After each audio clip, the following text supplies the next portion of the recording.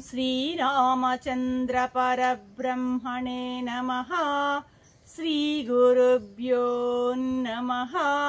श्रीमात्रे नमः। श्रीगणेशाय नमः।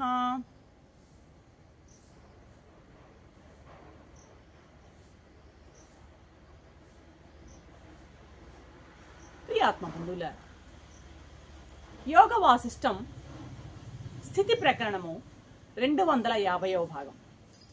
రాముల వారి ప్రశ్నల పరంపర కొనసాగుతోంది. అడుగుతున్నారు వశిష్ఠ మహర్షిని, ప్రభు ఆ బ్రహ్మపదం నుండి ఈ జీవులు అంటే ఎలా ఈ జీవకోట్లు ఆ బ్రహ్మపదం నుండి ఈ జీవకోట్లు ఎలా జనించాయి, ఆ జనించడం ఎన్ని విధాలుగా జరిగింది నాకు వివరించండి అంటున్నారు రాముల వారు. మహర్షి చెప్తున్నారు, మహాబాహు, బ్రహ్మం నుండి జీవజాతులు ఎలా ఉద్భవించాయో, ఎలా నశిస్తున్నాయో, ఏ రీతిగా అవి వృద్ధి పొందుతున్నాయో నేను వివరంగా చెప్తాను, సంక్షిప్తంగానే చెప్తాను వినవయ్యా అంటున్నారు వశిష్ఠ మహర్షి. కొనసాగిస్తున్నారు,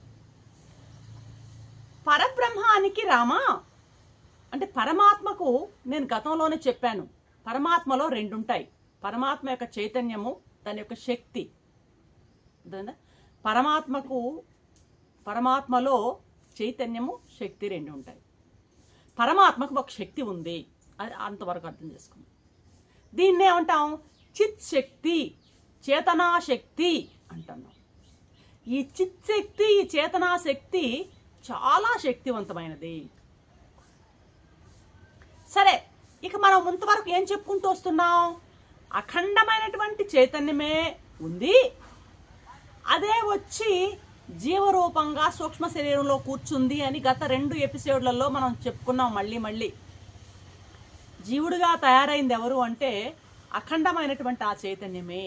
అఖండమైనటువంటి ఆ చైతన్యమే జారి సూక్ష్మ శరీరంలో జీవుడుగా కూర్చున్నాడు అని మనం 2 ఎపిసోడ్లలో చెప్పుకున్నాం. మనకు తెలుసు అది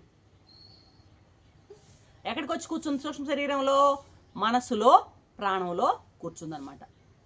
అలా వచ్చి కూర్చుని అది ఘనీభవించి ఆకారం స్థిరతరమైంది. ఇది ఇలా జీవుడు తయారవ్వడం అన్నది గతంలో తెలుసుకున్నాం. మళ్ళీ ఇప్పుడు కూడా నేను నీకు చెప్తున్నాను. అంటే ఆ చైతన్యమే, అఖండమైనటువంటి ఆ పరమాత్మ చైతన్యమే క్రిస్టలైజ్ అయ్యింది, ఘనీభవించి ఈ జీవరూపంలో మనకి కనిపిస్తుంది. సరే, బాగుందయ్యా. ఇప్పుడు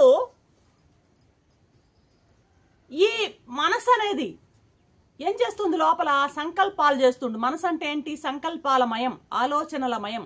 ఆలోచనలు, వృత్తులు పుడుతూ కలిసి ఉంటేనే దాన్ని మనసు అంటున్నాం. ఈ మనసు సంకల్ప మాత్రంగానే ఏం చేస్తోంది ఇదంటే, మనసే సృష్టిస్తోంది జగత్తుని. మననే అనుకో, నేనే అనుకో, నా మనసే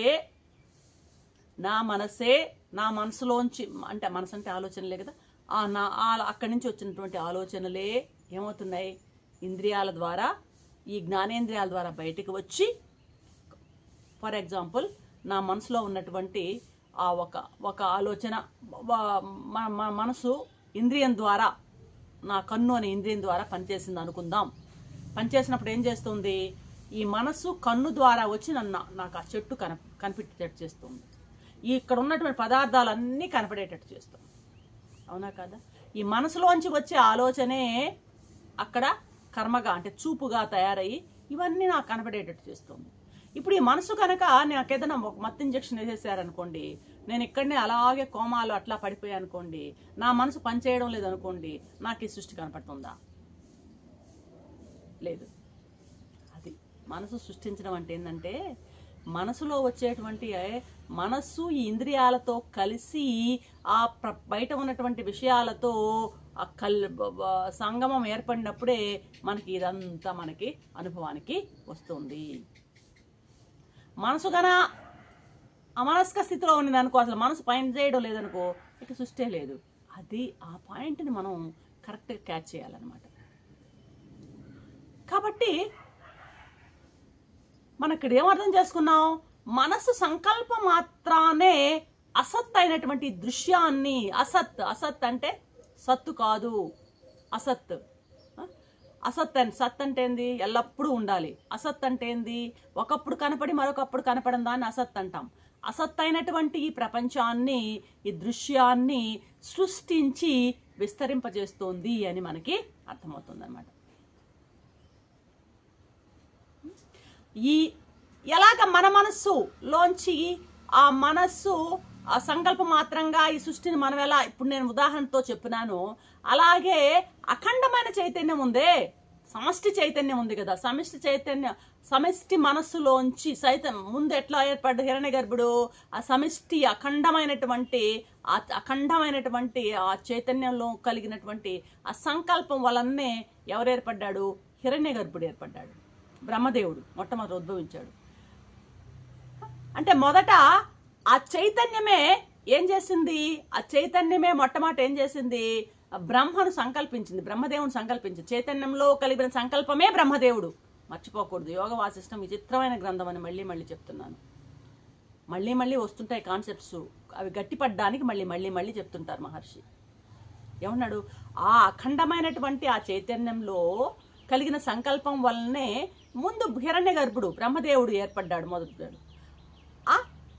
అంటే ఆ చైతన్యమే మొట్టమొదట బ్రహ్మదేవుణ్ణి సంకల్పించింది. తన సంకల్పం ద్వారా బ్రహ్మదేవుడు, ఏదైనా సంకల్పం ద్వారానే సృష్టి అనేది, ఏదైనా సరే, ఎక్కడ ఏ పదార్థమైనా సరే సంకల్పంలో నుండే పుడుతుంది. ఆ చైతన్యం సంకల్పిస్తే హిరణ్య గర్భుడు ఏర్పడ్డాడు. అర్థమైందా? ఆయన చతుర్ముఖ బ్రహ్మ. ఆ చతుర్ముఖ బ్రహ్మ ఏం చేశాడు, ఈ సృష్టినంతా కల్పిస్తున్నాడు. ఆ చతుర్ముఖ బ్రహ్మ యొక్క సంకల్పమే ఈ సృష్టి అంతా. చతుర్ముఖ బ్రహ్మ యొక్క సంకల్పమే కనపడేటువంటి సృష్టి అంతా. రామా, కాబట్టి ఈ సృష్టిలోని 14 లోకాలు ఉన్నాయంటాం. పైన 7, ఈ భూమికి పైన 7, కింద 7, 14 లోకాలు ఉన్నాయి అంటామే. ఈ 14 లోకాలలో, సృష్టిలో ఉన్నటువంటి 14 లోకాల్లో గల ప్రాణి సమూహాల అన్నీ కూడాను, సమూహం అంతా కూడాను వాటి మనసులు నిర్మించుకున్నవే. ఇప్పుడు నేను నాకు రూపం రావడం అనేది నా మనసు సంకల్పించినదే అనేది చెప్తున్నాడు ఇక్కడ. నీవు నీ రూపంలో ఉండడం నీ మనసు సంకల్పించినదే. సంకల్పంలోంచే సృష్టి ఏర్పడుతుంది. ఈ జీవకోట్లన్నీ కూడా వాటి సంకల్పాల వలనే అవి సృష్టించబడ్డాయి. సృష్టి కాబట్టి ఈ సృష్టి ఆకాశంలో ఒక గంధర్వ నగరం, సంకల్ప నగరం లాగా శూన్యమై భ్రాంతి అయి ఉన్నది. ఇందులో జీవకోట్లు ఉన్నాయి అన్నాం కదా, ఎన్నో ఉన్నాయి జీవకోట్లు, కోటాను కోట్ల జీవకోట్లు. కొన్ని జీవకోట్లు మహామోహాన్ని కలిగి ఉన్నాయి. మహామోహాన్ని కలిగి ఉన్న జీవకోట్లు ఏవి, పశుపక్షాదులు, పశువులు, పక్షులు మొదలైన క్రిమి కీటకాదులు, ఆ తిరిగే జంతువులు అటువంటి రూపంలో ఉన్నాయి మహామోహాన్ని కలిగి. మరికొన్ని జ్ఞానాన్ని కలిగిన జీవులు కూడా ఉన్నాయి. మరికొన్ని మధ్యలో అటు ఇటుగా జారిపోతున్నాయి. అంటే బాగా తమోగుణంతో ఉన్నవి పశుపక్షాదులు అవుతున్నాయి, బాగా జ్ఞానంతో ఉన్న దేవతా జన్మలు అంటారు మధ్యలో ఉన్న మానవులని చెప్తున్నాను. కాబట్టి ఈ భూమిలో ఉన్నటువంటి జీవజాతులన్నింటిలో కూడాను ఒక్కటి మాత్రం నిజం రామా, నరజాతి మాత్రమే ఉపదేశార్హతను కలిగి ఉన్నది. ఉపదేశం అనేది, ఏదైనా ఉపదేశాన్ని చేస్తే ఆ ఉపదేశాన్ని గ్రహించే శక్తి కేవలం ఒక మానవుడికి మాత్రమే ఉంది అంటూ ఇంకా చెప్తున్నాడు వశిష్ఠ మహర్షి. రామా, మనస్సుకు ఉన్న వ్యాధులు ఉంటాయి, కొన్ని మనోవ్యాధులు అంటాం వాటిని. ఏంటవంటే ఆ మనోవ్యాధులు దుఃఖము, మోహము, భయము, ద్వేషము, ఇటువంటి మనోవ్యాధులతో పీడింపబడేటువంటి రాజస సాత్విక జాతుల గురించి నీకు రాను మళ్ళీ చెప్తాను. రాబోయేటువంటి విషయాల్లో చెప్తానయ్యా. ఇప్పుడు ప్రస్తుతానికి నేను చెప్పేది అర్థం చేసుకో రామా. నిశ్చలమైనటువంటి సముద్రంలో అలల కదలికలాగా, నిశ్చలంగా ఉన్న సముద్రంలో అలలు ఎలాగా కదలిక రూపంలో అలలు ఎలా వస్తాయో, స్పందరహితమైనటువంటి బ్రహ్మములో, నిశ్చలమైన సముద్రాన్ని స్పందరహితమైన బ్రహ్మంతో పోలుస్తున్నాడు. స్పందం లేని నిశ్చలమైనటువంటి బ్రహ్మంలో ఉన్నటువంటి ఆ చలనమే సత్య యొక్క ఏకదేశంలో జీవభావాన్ని పొంది ఘనీభవిస్తుంది అన్నాడు. దీన్ని మనకు అర్థం కాదు, వదిలేయండి. కేవలం ఆ వాక్యం, మహర్షి ఏ వాక్యం ఎలా చెప్పాడో అలాగే చెప్తున్నా. ఏమని? నిశ్చలమైన సముద్రంలోని అలల కదలికలాగా స్పందరహితమైనటువంటి బ్రహ్మము యొక్క చలనమే సత్ యొక్క ఏకదేశంలో జీవభావాన్ని పొంది ఘనీభవిస్తుంది అన్నాడు అనమాట మహర్షి. శ్రీరాముడు వెంటనే పట్టుకున్నాడు. అనంతమైనటువంటి ఆత్మతత్వము ఇల్లో ఉన్నటువంటి ఏకదేశం అన్నారు మీరు. ఏకదేశం ఏదయ్యా? దానికి ఈ యొక్క వికారిత్వం ఎలా వచ్చింది? మీరు అన్నారు అనంతమైనటువంటి ఈ బ్రహ్మంలో, ఆత్మతత్వంలో ఏకదేశం అనే పదం వాడారా? ఏకదేశం ఏదా ఏకదేశం? దానిలో ఈ రకమైనటువంటి వికారం, ఈ జీవభావం ఎలా పొందింది చెప్పండి నాకు. అద్వయం కదా అది. ఆత్మ అద్వయం, రెండు లేనిది. అద్వయమైనటువంటి ఆత్మలో స్పందం ఎలా కలిగింది నాకు చెప్పండి అంటున్నాడు. నిలదీసి అడుగుతున్నాడు రామచంద్రుడు. వశిష్ఠుడు చెప్తున్నారు, చిరాకు వస్తోంది వశిష్ఠ మహర్షి కొంచెం. పాపం, రామా వినవయ్యా, నీకు చెప్తున్నా, దాంతో కలిగింది, దీనిలో పుట్టింది, దానిలోంచి వచ్చింది అంటూ చేసే వాదనలన్నీ కూడాను ఆత్మ విషయంలో శాస్త్ర వ్యవహారం కొరకు కల్పించిందే గాని పరమార్థం కాదు. కొట్టిపారేస్తున్నాడు చూడండి నేను మహర్షి. శాస్త్రం బాగా శాస్త్ర రూపంలో జ్ఞానం అర్థం కావడానికి శాస్త్ర వ్యవహారంలో ఉన్న మాటలే ఇవి. ఏవవి? దాంట్లోంచి పుట్టింది, దీంట్లోంచి కలిగింది అనేటువంటి మాటలన్నీ కూడాను, అలా హిరణ్యగర్భుడు, ఇవన్నీ కూడా ఏంటంటే శాస్త్ర వ్యవహారం కొరకు కల్పించినటువంటి మాటలే గాని పరమార్థంలో ఇవన్నీ సత్యం కాదు అనేస్తున్నాడు. మళ్ళీ కొట్టేస్తున్నాడు వశిష్ఠ మహర్షి. నువ్వు అన్నట్లు ఈ వికారిత్వం, వికారం కలగడం అంటే మార్పు కలగడం, అవయవత్వం అంటే డివిజన్ ఉండడం, ఆ ఏకదేశం అన్నావు కదా, ఏకదేశత, ఇవన్నీ కూడాను ప్రత్యక్షానికి అనిపిస్తున్నప్పటికీ పరమాత్మలో నిజంగా లేవయ్యా. ఏకదేశం అంటే ఏమిటి అర్థం? బహుశా ఆ 4 పాదాల యొక్క పరబ్రహ్మంలో ఒక పాదంలో మాయ ఉంది అంటుంటావే, అది బహుశా ఏకదేశం అనేది. అయితే కూడాను ఆ మాటలన్నీ కూడా శాస్త్రం కోసం పెట్టియే కానీ పరమాత్మలో నిజంగా లేవు.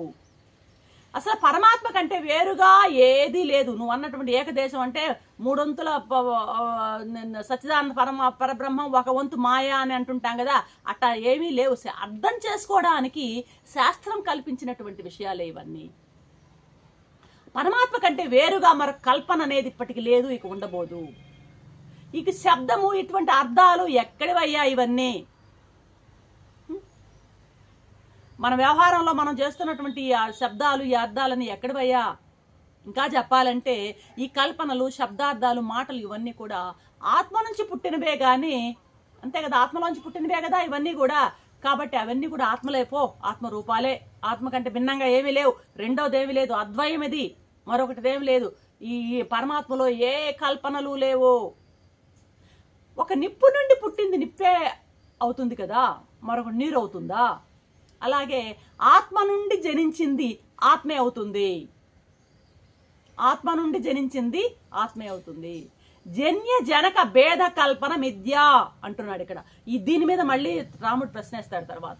జన్య జనక భేద కల్పన. జన్య జనక అంటే ఒక దానిలోంచి మరొకటి పుట్టింది అంటే, ఒక దానిలోంచి మరొకటి పుట్టింది అంటే దేనిలోంచి పుట్టిందో దాని లక్షణాలే ఉండాలి కదా. మరి భేదం ఉందే ఇది. ఇప్పుడు పరమాత్మ నుంచి ప్రపంచం అంటున్నారు, ఆ పరమాత్మ లక్షణాలు వేరు, ప్రపంచం లక్షణాలు వేరు, ఇది ఎలా అని అడగబోతాడు రాముడు మళ్ళీ. కాబట్టి ఈ జన్య జన కల్పితాలు, ఈ భేదాలన్నీ కూడాను మిథ్య మాత్రమే. ఇది లేదు, అది లేదు అనేటువంటి శబ్ద వ్యవహారం అంతా, అది పుట్టింది, అక్కడి నుంచి కలిగింది, ఇవన్నీ శబ్ద వ్యవహారం అంతా కూడాను మాటలు మాత్రమే. ఆ భేదం అసలు పరమాత్మలో లేనే లేదు. ఎందుకంటే భేదం ఎందుకు లేదు అని చెప్తున్నానంటే, ఆ పరిచ్ఛేదం అనేది లేదు అక్కడ పరమాత్మలో. ఖండం అనేది లేదనమాట. ఎప్పుడైతే పరిచ్ఛేదం అనేది ఉంటుందో ఖండత్వం, డివిజబిలిటీ, ఆ పరిచ్ఛేదత్వం, లిమిటెడ్నెస్, ఆ ఖండత్వం, ఆ డివిజబిలిటీ, ఇవన్నీ ఉన్నప్పుడు మాత్రమే నీకు భిన్నత్వం గోచరిస్తుంది. పరమాత్మలో ఆ పరిచ్ఛేదత్వము లేదు, ఖండత్వము లేదు, కాబట్టి నీకు భిన్నత్వం కోసించే అవకాశమే లేదయ్యా. ఆకాశంలాగా విస్తృతమైనటువంటి పరబ్రహ్మంలో ఇది లేదు అది లేదు అనేటువంటి ఇది అది వేరే, ఇది వేరు, అది ఉంది ఇది ఉంది, ఇది లేదు అది లేదు అనే విభాగం ఏది లేదు. డివిజన్స్ అనేటివి లేవయ్యా. బ్రహ్మం నుండి పుట్టేదంతా బ్రహ్మమే, ఇదంతా బ్రహ్మమే, అది అర్థం చేసుకో. కనిపించేదంతా బ్రహ్మమే అనేటువంటిదే పరమార్థం. ఆ ఒక్క మాట మీద నువ్వు ఉండు రామా. ఈ సిద్ధాంతాన్ని మున్ముందు నీకు ఇంకా స్పష్టం చేస్తానయ్యా. నీలో ఉన్నటువంటి అవిద్యా దోషం నశించిన తర్వాత నీకు ఈ విషయాలన్నీ చక్కగా అర్థమవుతాయి, తెలుసుకోగలవు. అజ్ఞానం నశిస్తేనే జ్ఞానం అన్నమాట. అవిద్య అనేది జ్ఞానాన్ని కప్పి ఉంచుతుంది. అవిద్య వల్ల నీకు ఈ విషయాలన్నీ సూటిగా అర్థం కావడం లేదు. అవిద్య పూర్తిగా నశించిందంటే అప్పుడు నీకు ఇవన్నీ చక్కగా అర్థమవుతాయి. లోన ఉన్నటువంటి మాలిన్యం నశిస్తే ఆ వస్తు రూపం పరమాత్మ తత్వం నీకు చక్కగా కనిపిస్తోంది అని ముగిస్తున్నారు వశిష్ఠ మహర్షి. రేపటి ఎపిసోడ్లో ఏం చెప్తారో చూద్దాం. అంతవరకు సెలవు. సర్వం శ్రీరామచంద్ర చరణారవిందార్పణం. ఓం శాంతి శాంతి.